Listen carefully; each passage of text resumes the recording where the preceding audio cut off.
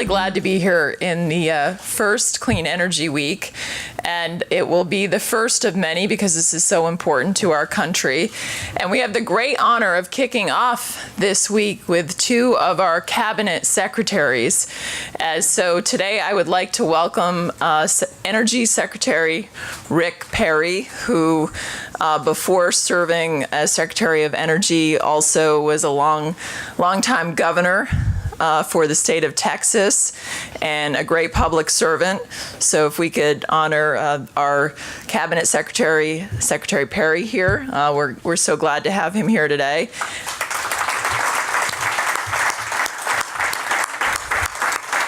And with us as well, yes, please come up.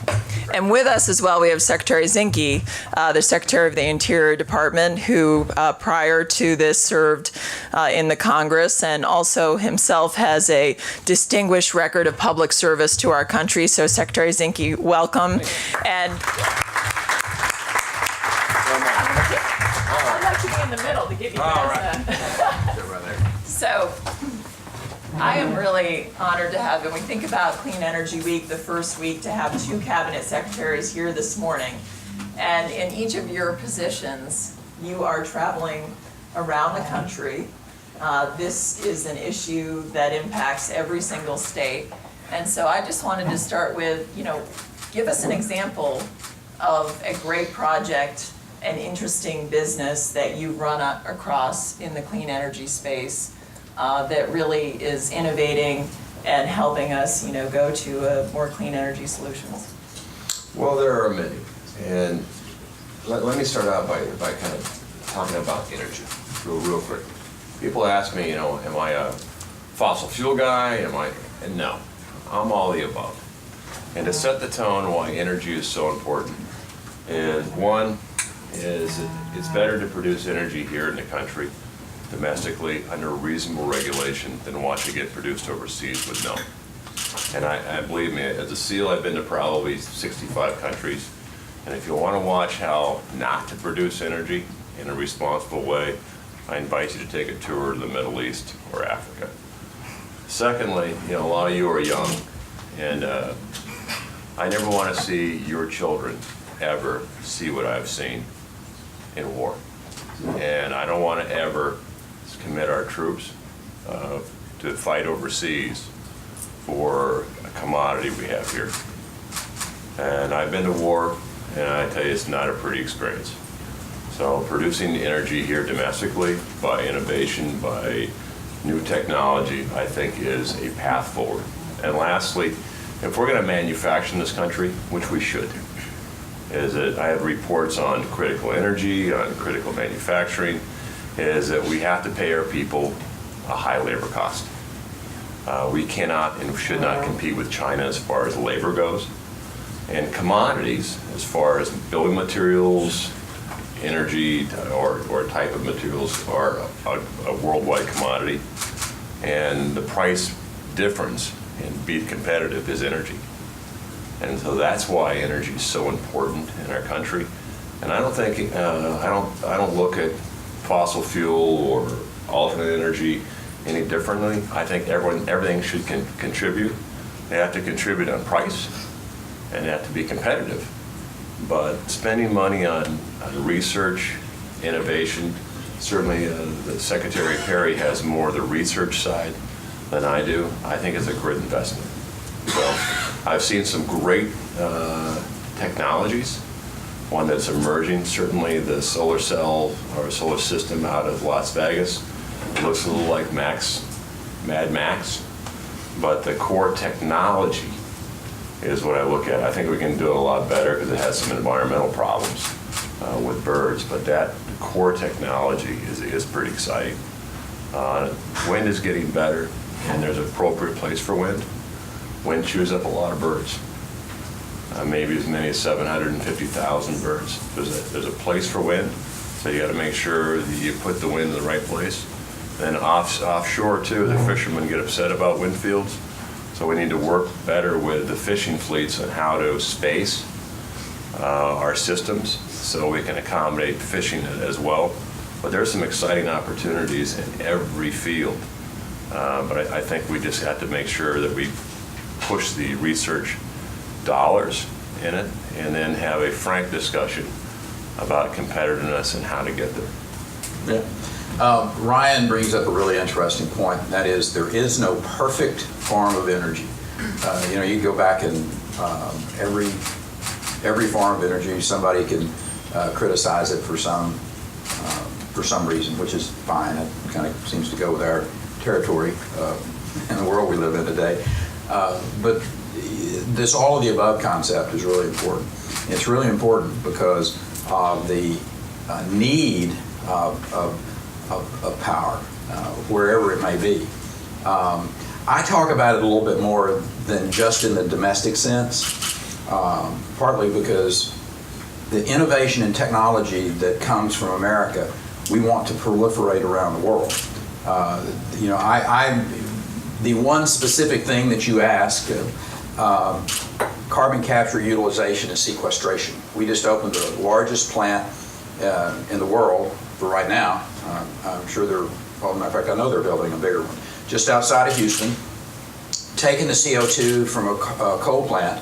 I think 98% of the CO2, taking it, piping it over to an oil field some 80 miles away, using it for secondary recovery, enhanced oil recovery, and proliferating that field.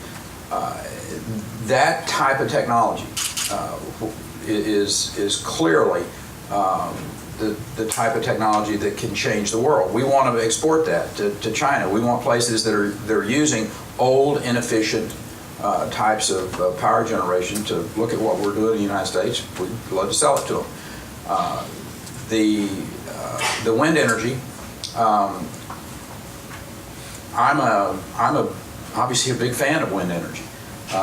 We are now creating 18,000 megawatts of wind in my home state. It gave us an alternative source of energy. We built CREZ lines from out in West Texas down to where the people live. Well, not that people don't live in West Texas, but where the large populations of people live in Texas. We had expansive alternative energy sources. I happen to think that battery storage is the holy grail of this of our energy world, and the work that we're doing in our labs with lithium and working with the private sector. Obviously, there's some people out there that are really intrigued with the innovation, the technology that's going on in national labs and in the private sector. Whether it's Toyota, whether it's Mercedes-Benz, whether it's Ford, all of those companies what's that other one, that little California company? Oh yeah. Elon Musk, really interested in all of this technology.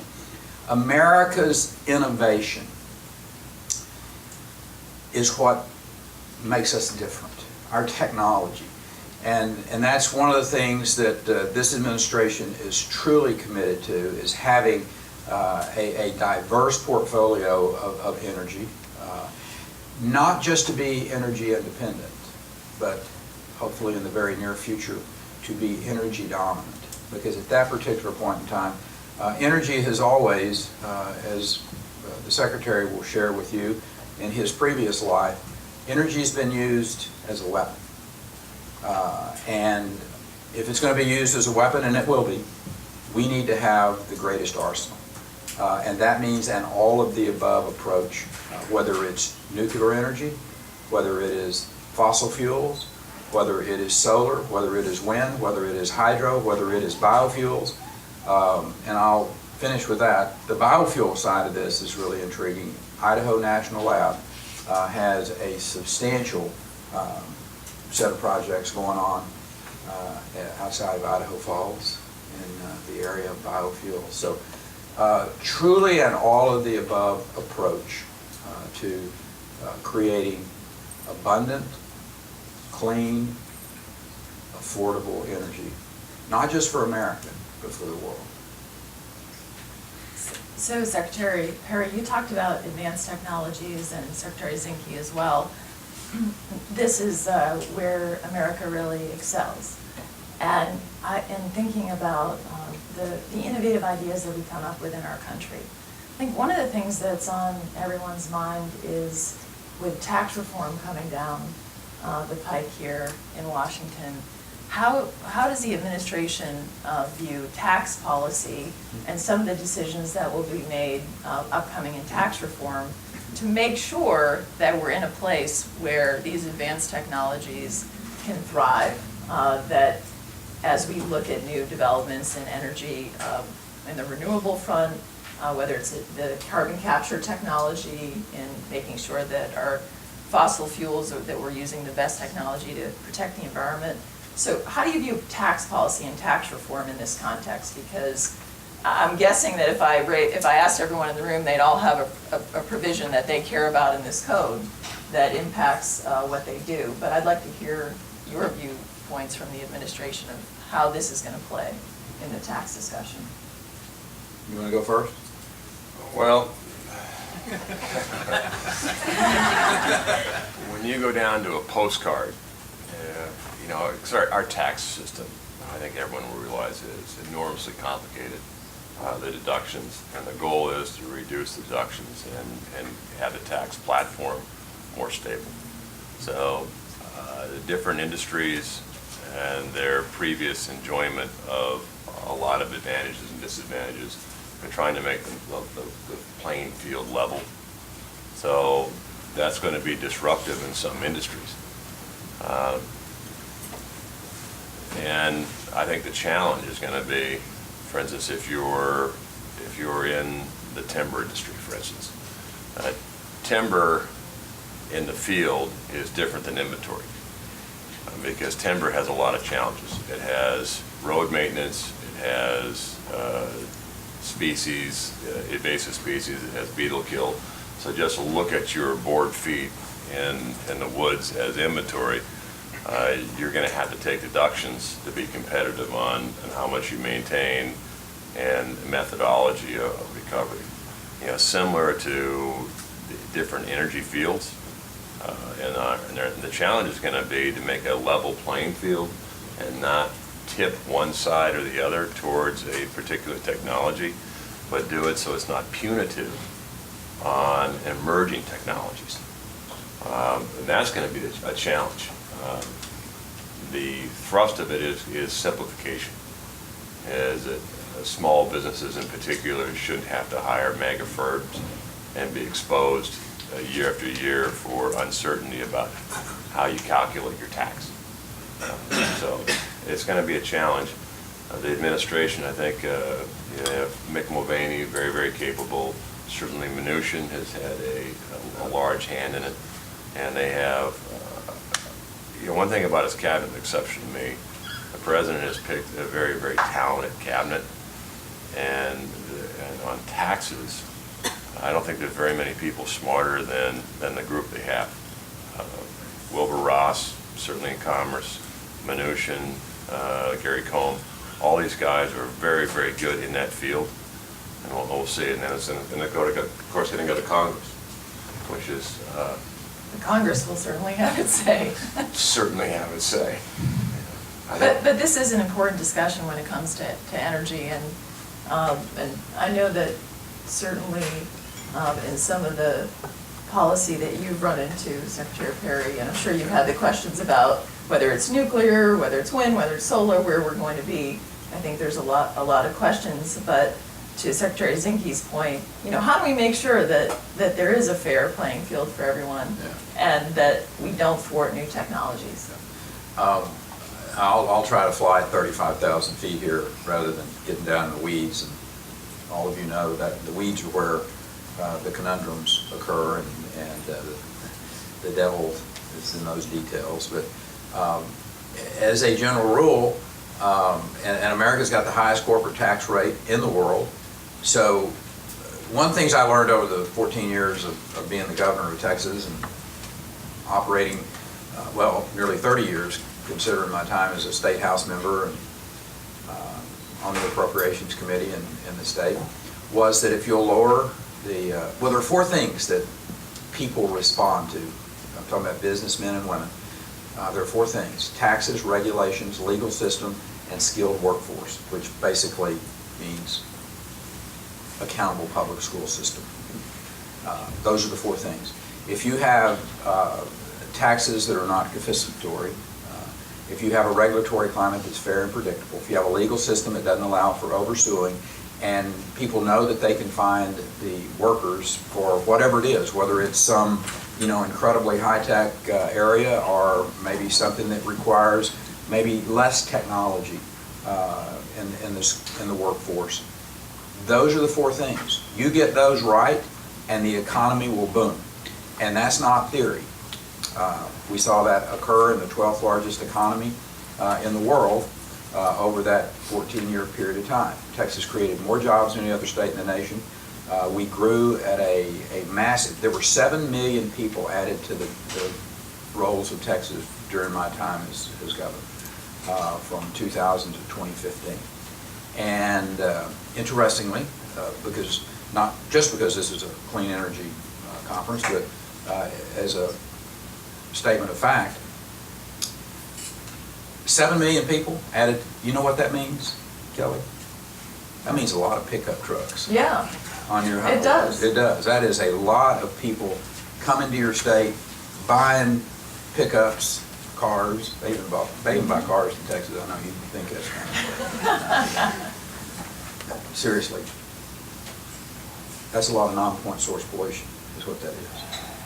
And your conventional wisdom would tell you, okay, you got the largest petrochemical manufacturing footprint in America. Your latitude is conducive to the development of ozone. And you added 7 million people to your population rolls and manufacturing and all this kind of, so way to go. You created a nice climate for economic growth, but boy, you had to play hell with your environment. That would be what conventional wisdom would probably try to tell you. But the fact is, during that period of time, because of thoughtful policies that were put into place, whether it was the Texas emission reduction program, where we gave incentives for people to move old, dirty, burning fleet engines out of their inventory, whether it was having massive change from older, inefficient power plants to natural gas. We drove emissions down more than any other state in the nation during that period of time. SO2, NOx, total carbon footprint by almost 19%, 20% down. Those other ones were down by 60 and 50% respectively. The point is, you can have economic growth. You can have these cleaner energy sources that affect the environment in a positive way. And that's the important message that I think we as Americans have for the rest of the world. Yeah. Nobody's driven down emissions more than the United States. We're leading the world in that. And we ought to get credit for it, frankly. This isn't about, signing a document somewhere. This is about showing us what you've done. And America's done an admirable job of driving down these emissions during the period of time, certainly since 1970. And that needs to be, number one, our story, because American LNG going to Europe to displace older, dirty burning power plants, that makes sense to me. And one of the reasons that Texas had that is because we shifted over from those older, inefficient plants. And the technology and the innovation, I'm going to go back to, and again, we ought to reward people for putting that technology forward, for risking their capital. There ought to be incentives in our tax. Cut the corporate tax. That's not rocket science to figure that one out. Let people keep more of what they want. And Secretary Zinke and Scott Pruitt and over at the Department of Energy are doing a very good job of reducing the regulatory burden on these individuals as well. Because it ought to be as simple as, here are the rules. If you meet the rules, here's your permit. And it's not that way today. And we're making progress towards that, but we need to really focus on, and I don't know how many, you guys have reduced a lot of the burdensome regulations where, Washington knows best, that Washington doesn't know best. If a rule or regulation costs more than what its benefit is, it ought to be removed. And that's what we're doing at these agencies and making some good headway. So it's not just tax policy. Tax policy is important, but the regulatory side of the equation, I happen to think, is as important, if not more important. And, we all have our critics, and we know that there have been times that the press is critical of the administration. Really? Shocking, on environmental policy. So what I want to ask both of you is, what's the untold story here? What are we missing on clean energy? What are they missing in terms of what this administration is focusing on as we think about Clean Energy Week and making sure that we're advancing all technologies, protecting the environment, but also having energy security? Well, I can tell you, no one loves public land more than me. So you can love it as much, but as far as loving our public lands, no one loves them more than me. As a steward of 1/5 of the territory of the United States, we're not selling, we're not transferring public land. I'm a pin show guy for those guys that enjoy history. The mirror camp is the naturalist, the pin show is using science, best technology to manage. I fall within the pin show camp, and so did Roosevelt. Energy on our public lands, I initiated a royalty review. So I think if you're going to operate on public lands, whether it's oil, gas, wind, it has to be in the public interest. And the biggest stakeholder is the American public. And so when you operate on our public lands, is there a reclamation plan? And I don't give any quarter or a freebie on any corporation.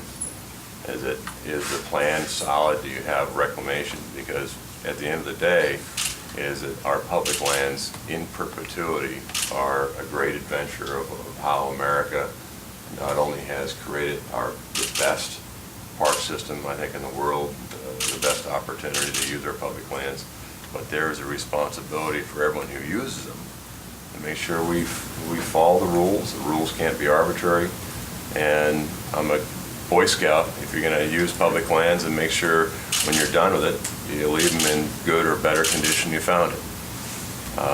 We've seen a lot of opportunity on energy in public lands. Certainly fracking has kind of changed things. I'm a former geologist. I say former, I have a geology degree, but when I went to school, absolutely we're going to be out of oil and gas in 2003. That's no longer possible. But there are some opportunities, particularly liquid natural gas, wind, solar. I think the biggest opportunity in solar is a roof. Because when I see solar cells out on land, that land is no longer useful for anything else but energy. But there's a lot of roofs when you fly over. And I think the greatest opportunity, quite frankly, for the solar industry is look at all the roofs in America and invest in technology to make that portion of it better. Square footage, we have to be. I would think if you added up the roof space in America and the towns, what a great opportunity. And someone's got to figure that out. But I think the biggest misnomer is that one, the administration is pro-coal or pro-gas or pro-oil. That's really not true. We are pro-energy, and cleaner is better. I wish we had a battery. I think we're still a few years away from that. I think it's a great investment to continue pushing for that. But until we do, we're going to be on fossil fuels for at least the next maybe 2 decades or so. But if you're operating on public land in extraction, it's going to be in the best public interest. And I think everyone should pay their fair share on public lands and use that income to maybe address some of the $11.5 billion in backlog in our parks, which you don't hear about a lot. Our parks are being loved to death. And I see out here, everyone loves our parks. I can tell you from my perspective, from a military commander, there's two things we got to fund in our country, absolutely. Our military and our park system. The rest of it is a nice discussion, we'll figure it out. But using energy to pay the bills and make sure that this economy runs as it should is part of it. I'm actually an optimist. I think we have really, really smart people. So just as a short follow-up, so responsible use of public lands, do you see opportunities for clean energy in this context too? Absolutely. Extraction? We should. Particularly offshore, when you look at the opportunities for offshore wind, you don't have the migratory bird issues so much. I think the field placement, we got to look at, again, things like fishing fleets and movement of offshore whales and those in the wildlife out there. And we have smart people. We just got to get them all together and coordinate at the very beginning a little better how to do that. So I think offshore wind has enormous potential. I think wind or solar, particularly on roofs, and the technology has gotten a lot better. And I would imagine it's going to continue to go. Natural gas, liquid natural gas, I think export is certainly a grand opportunity. And then there's other things. Hydro, we forget about hydro. Micro hydro is some interesting technology out there, and look what Holland's doing. There's a lot of energy that's stored along the U.S. in some of our older systems that efficiency we can look at. And you're in the business, but it's no surprise that it's not just energy generation. It's how we use it, how we transport it, how we move it around. So that the distribution systems certainly are a great opportunity to save and push out the way we are able to maximize what we have. And then down to the light bulb, being more efficient with it. And that doesn't mean sacrifice, 80 watts for 20. I mean, we'll make 80 watts, still 80 watts, but we'll do it in a more efficient way, and LED technology. I mean, we're very clever, which is good, and we should be. And with that cleverness goes the challenge of regulations. And I want to get back on regulations again, because there is a sector of the energy industry that I will suggest to you, because of some misunderstandings by the general public, has some amazing opportunities ahead of it, and I'm talking about the nuclear energy side of things. And I'm going to be not anecdotal. I just want to talk about an opportunity that we have right now. The Virgin Islands and Puerto Rico are devastated. Maybe one of the most tragic events in recent history with the hurricane that hit Puerto Rico.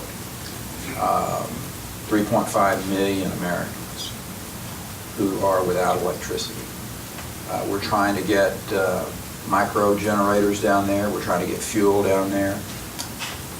Wouldn't it make abundant good sense if we had small modular reactors that literally you could put in the back of a C-17 aircraft, transport to an area like Puerto Rico, push it out the back end, crank it up and plug it in, that could serve tens of thousands, if not hundreds of thousands of people very quickly. That's the type of innovation that is going on at our national labs. Hopefully we can expedite that. that Congress will see that those types of small, safe, efficient nuclear reactors, and this is Clean Energy Week. Last time I checked, on the emission side, there is pretty much zero behind that. And that's the type of innovation that America is known for. And I hope we can get our friends in Congress to understand that this is the type of innovation. You want to talk about tax policy, maybe there's one that we could say, let's give an incentive to the folks who are going to be creating this small, efficient, clean type of energy. So, conversation worth having. And as a follow-up, there's been a lot of discussion about research, whether it's in storage issues. Some of the research is being conducted in our government. What's the administration's view on the importance of research in this space? I know this is a focus certainly of the Department of Energy, especially in areas where there is research that can benefit all technologies and all people. I will suggest to you that the President's goal is for America to be leading the world in our efforts to find new, thoughtful, innovative, productive, efficient, across the board. Now, I think he's rightly correct in saying, I'm not interested in putting my thumb on the scale. The previous administration put their thumb on the scale. I mean, I will argue that the previous administration, they wanted to spend money on renewables, period. And the fact is, listen, nobody can get up in my face about renewables. I was the governor of the state that created 18,000 megawatts. We create more wind energy in Texas than all but 5 other countries. Well, I guess we're not a country, but 5 countries. So please don't, get up and say, you're not for renewables. Oh yeah, we are, and we got a record to prove it. This administration doesn't want to see another Solyndra.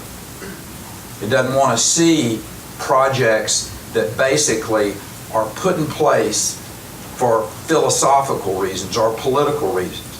But you can bet this administration is going to be promoting, funding, technology and research that will make America more competitive, because he understands intuitively that American innovation, American technology that is going to make this country more competitive and then sell it to the rest of the world. That's what this guy does. He's a builder. He understands that. So, listen, I get it. I've been doing politics now for 30-something years. I understand that there are folks that are going to be against you just because the initial behind your name.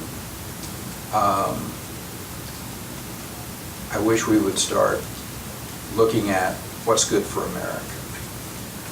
Is creating an American energy strategy that uses all of our energy sources, ties into our universities and our national labs and our private sector brilliance to make America great again. And that's not just a phrase.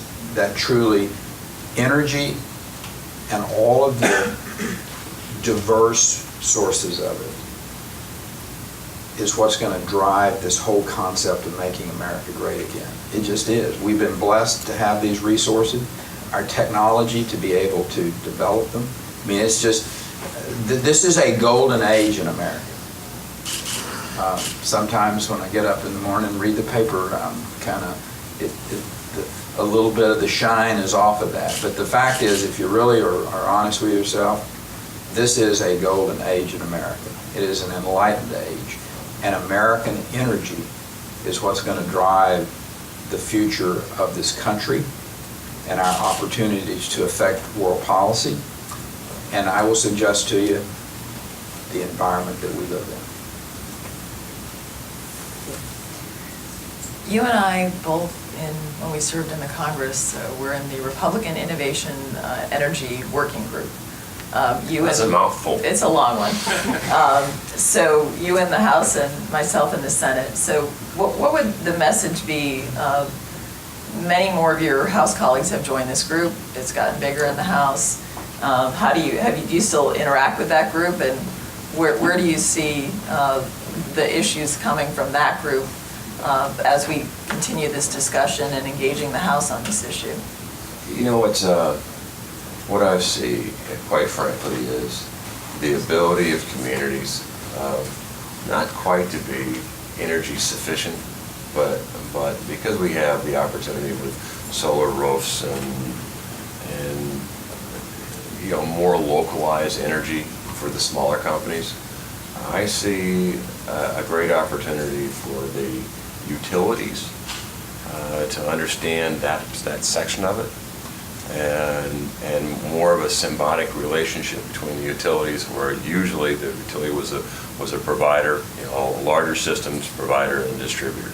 I think looking forward, that model can be adjusted, where innovation on a local level of energy production can take place, and the distributors are a facilitator. On a lot of discussions on these smaller systems have great value, particularly in the residential area. You're not going to be able to power an aluminum plant, but a lot of with savings about energy usage, about efficiency, and our ability to produce energy fairly quickly and efficiently on a micro scale, there's a great opportunity for residential. I see probably the next 15 or 20 years more push that way.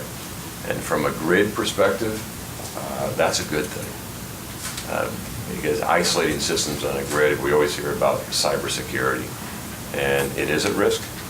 And I think the only really solution to that is isolate systems, where you're just going to have to accept that the world's not going to be as connected as it was, because there's a risk in doing that. And a counter to that is smaller systems that operate to a degree more independently.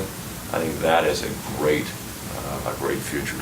And the nice thing about it is smaller companies have a niche in that, because a lot of it's the connectors and the systems on there. So I feel there's a great opportunity to that, and that's really good, innovative, smaller companies that can operate quicker than the larger ones.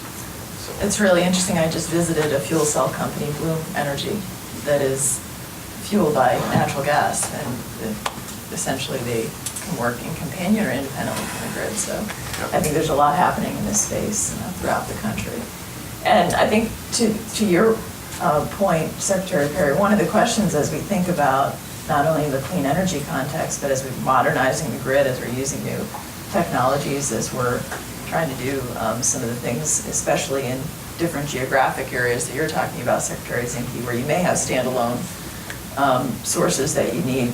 How do we make sure that the regulatory context that we're operating in actually allows the development of these new technologies and doesn't put us in a position where we're thwarting new ideas? Or I know surprisingly sometimes there will be one industry trying to stop a new industry coming forward. So how is the administration thinking through the sort of longer term picture to make sure that we are on the cutting edge of developing new technologies, advanced technologies, clean energy solutions?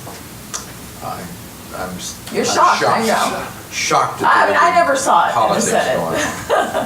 And listen, that's part of the world we live in, and we will manage that. But I'm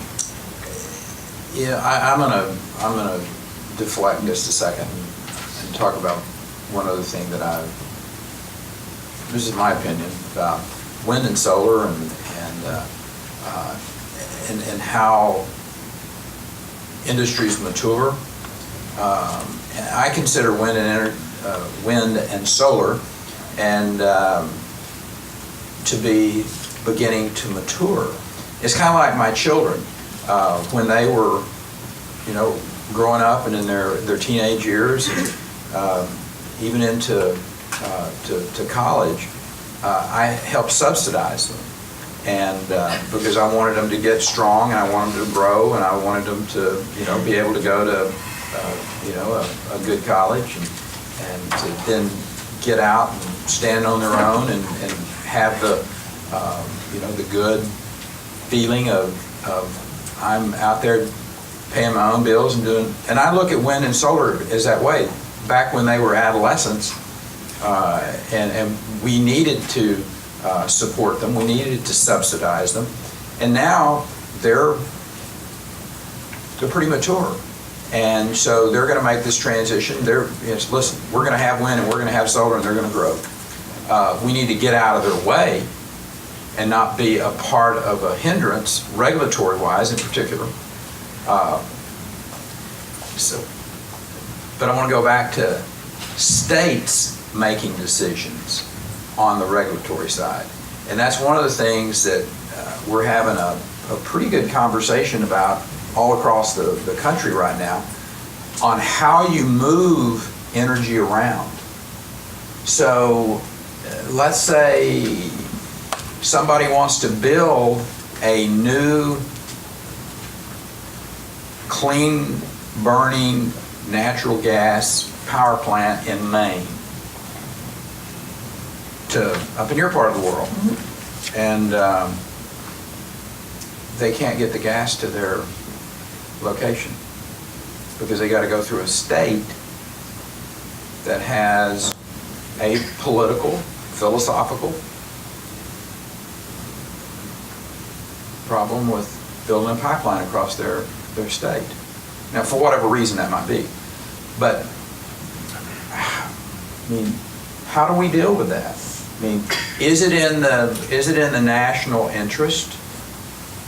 Is it a national security issue, Ryan, that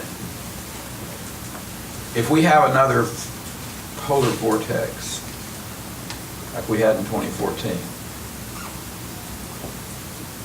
can a state, or should a state have the right to say, no, we don't want you to cross our land and build a power plant here to serve your people? And then the choice gets down to between, am I going to turn my lights on or am I going to keep my family warm? That is a discussion we need to have in this country today about being able to move energy around. If we're going to have an all of the above energy policy, then restricting the flow of that energy, is that a state issue? I wrote a book about the 10th Amendment. So, I was about to say, I'm wondering if when you were governor, if somebody came to you and said, well, we're going to do something through Texas without your say, I think I know what the answer would have been. So that's the challenge, not only no, right? but I think exactly. but I think it's a conversation worth having, particularly as we become even more prolific in our energy sources. How you move it around is just as important as whether or not you have it to begin with. So that's an interesting question. We had a number of governors who have issued, including New Hampshire, proclamations about Clean Energy Week. And so obviously a commitment from the governors. You saw it up close and personal. So many decisions made at the state level. What is the administration doing to engage the governors on this question, and how we're making sure that what's happening at the state level is marrying up with the federal level, and that we're not working cross purposes on this? Well, one of the ways is he brought a couple of governors in his cabinet, and having Sonny and myself, and he has good working relationships with the governors that are out there. But it is, balancing this federalism and state sovereignty, they're always at odds, actually, which is okay. Well, our but founders set it up that way. Finding the solutions to these challenges where it's almost like the House and the Senate here. Well, I'd say on the regulatory. This may be solvable first, I don't know. What I find as we look at the regulations, and that is a regulation is intended to keep industry accountable at a standard. But how you reach that standard, and sometimes the regulations are so tight that they don't allow innovation. And so we're looking at it, and I think a lot of the regulation is parts per million or in a context of reclamation, absolutely necessary. Because corporations don't regulate themselves. So you got to put in a standard. But give some flexibility how you reach that standard and encourage innovation and encourage collaboration and be more of a partner than just a body that remains silent, doesn't work with people. And I think working with clean energy, because it might be just a little piece that you need in order for greater good to occur, and that's where we can be, I think, more of a partner rather than an adversary, because I think we all want the same thing. We want clean, efficient energy that's abundant and cost efficient. But in order to get there, the government shouldn't be the bad guy all the time. We should be the good guy that small businesses, small innovative people, want to come to, and we should learn how to get to yes, and work with you and give us a little flexibility, especially the smaller companies that are right there. They just need a little bit of help, and they'll blossom. So that's part of what we look at least in Interior. Well, I think we're almost out of time, but I just want to ask sort of a more personal question to both of you, which is, we're here talking about Clean Energy Week. We love our beautiful country, and you've traveled around it. So what's your favorite outdoor place that you've been to? I'll start with Secretary Zinke, because I'm guessing he does a few hikes as the Secretary of Interior. Well, I hike a lot more recently, which is really good. Glacier Park, I grew up by Glacier Park, so I'm a little parochial in that. The fire damage, though, I lost, a Sperry Chalet and Glacier burned down. So we have in this country the greatest treasures. And I've been to a lot of countries in my life. Nobody has the public lands, the treasures that we do. But we got to take care of them. And it saddens me when the devastation occurs in the West, particularly these fires, that really are changing the landscape for a few generations. And as the steward of our greatest treasures, we're going to go back to actively managing. And so let's get rid of the dead and dying timber out of the woods. Let's make sure that we return to healthy forests. And there's a lot of distrust that the federal government has lost the ability to be a steward. And we have really good foresters, we have good people, and I think my favorite part of the job is returning the frontline authority. These guys don't need to be micromanaged from Washington. And so if you're out there in the front line, I'm going to give you more authority to do what you got to do and work with you to get to yes. Because at every juncture of decision point, you got to go up to Washington, D.C. And Washington, D.C., oftentimes doesn't know the difference between the Potomac and the Yellowstone. And there's a difference.